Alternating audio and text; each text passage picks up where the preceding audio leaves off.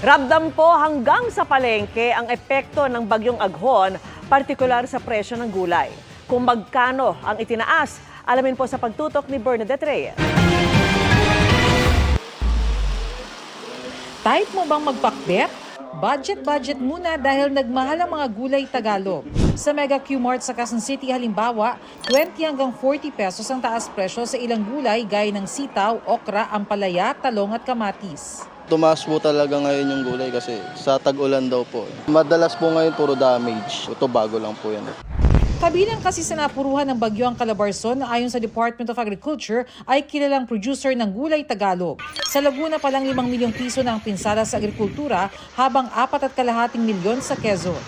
Halos 12 milyong piso naman sa buong bansa. Pero sabi ng Agri Department, konti lang naman effect kasi kaya naman niyang isupplement. Malapit naman na source ng lowland vegetables natin itong Central Luzon at saka itong Cagayan Valley.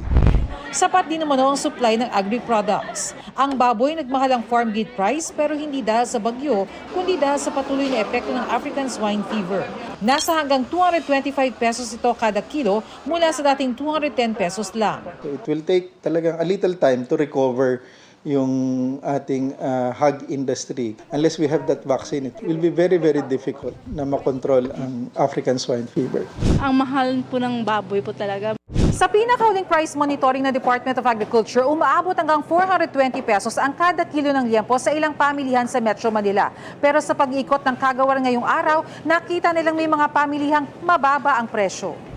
263 lang ang kilo ng kasim na umaabot hanggang 380 sa ilang pamilihan, habang ang liempo 345 lang. Kabilang sa programa ng DA ang pagpapababa ng cost of production at pagpapababa ng gasto sa pagbiyahe ng mga produkto. Pakiusap namin na huwag naman sanang mag-take advantage sa situation, especially ngayon. Sinabi nga kanina may bagyo na nangyari sa Quezon.